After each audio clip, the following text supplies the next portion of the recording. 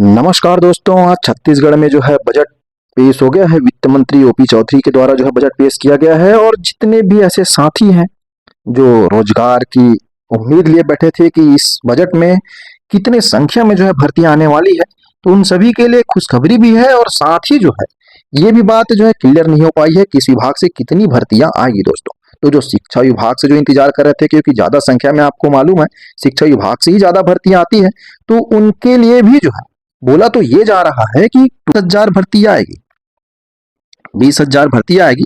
और इस 20,000 में कितने शिक्षा विभाग के होंगे और कितने दूसरे विभाग के होंगे ये अभी तक कंफर्म नहीं हो पाया। फिर भी हम इस वीडियो के अंतिम में बताना चाहेंगे कि कितने पोस्ट जो है शिक्षा विभाग के अंतर्गत आ सकते हैं। ये संभावित है दोस्तों, कंफर्म नहीं है। तो देख सकते हैं वित्त मंत्री ने अपने बजट भाषण में कई बड़ी घोषणाएं की है और 20 विभागों में एक वर्ष में 10,000 से अधिक भर्ती वर्तमान वित्तीय वर्ष में दी गई।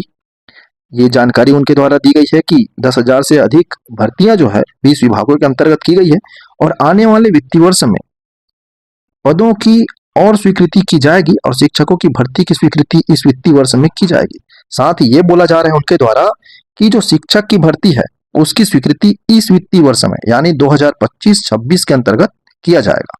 तो देखिए दोस्तों, आज उनके द्वारा क्या कहा गया, 2025-26 का बजट पेश कर रहे हैं और वित्त मंत्री ने अपने बजट भाषण में कहा कि 20,000 नई सरकारी भर्तियां होगी। और वित्त मंत्री ओपी चौधरी ने कहा कि अपने आने वाले दिनों में स्कूलों और कॉलेजों में शिक्षकों की भर्तियां होंगी।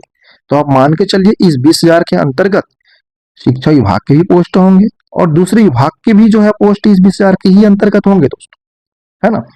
तो देखिए किस प्रकार से उनके द्वारा जो बजट पेश किया गया तो अपने हाथों में लिखा गया है और उनके हाथों के द्वारा लिखा हुआ जो बजट किस प्रकार से जो नौकरी जो आने वाले हैं उसके लिए किस प्रकार से लिखा।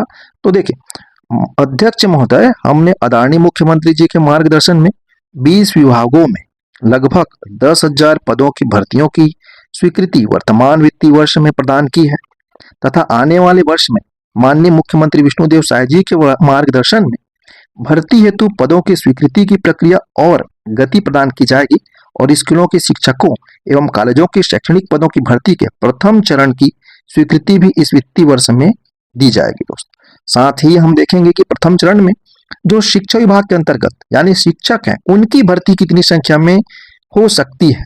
तो एक संभावित जानकारी जो है हमको ग्रुप के माध्यम से मिली हुई है।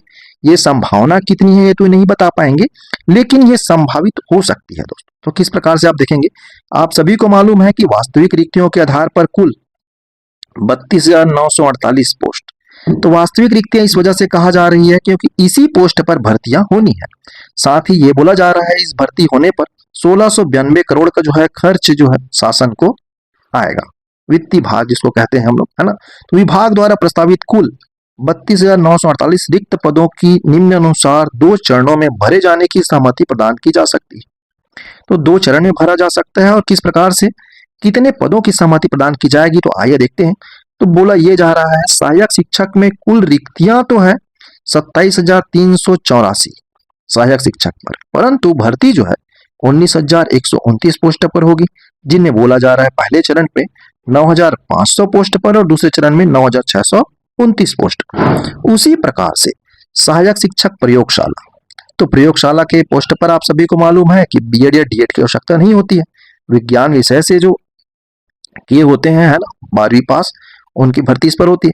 तो ये पोस्ट भी खाली है, बोला जा रहा है 4,220, जिसमें भर्तियां होगी 3,212 पर और पहले प्रस्तावित हैं 1,600 पोस्ट में पहली भर्ती होगी और दूसरे चरण में 1,612 पोस्ट पर।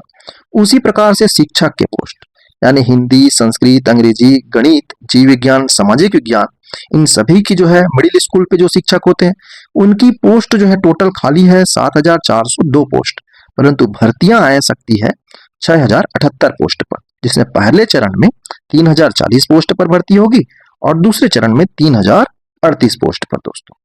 उसी प्रकार शिक्षक कृषि, तो कृषि जो शिक्षक होते हैं उनकी पोस्ट जो है यहाँ पर खाली है 150 पोस्ट और आएगी 150 पोस्ट पर ही भर्तियां। साथ में पहले चरण में होगी 80 पोस्ट पर, दूसरे चरण में होगी 70 पोस्ट पर।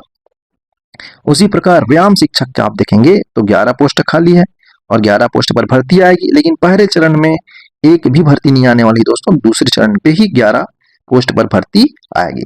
उसी प्रकार ग्रंथपाल लाइब्रेरियन का पोस्ट है, उस 2446 पोस्ट जो है खाली है, परंतु भर्तियां जो होगी 1844 पोस्ट पर होगी। पहले चरण में 944 पोस्ट पर भर्ती आएगी और दूसरे चरण में 900 पोस्ट पर।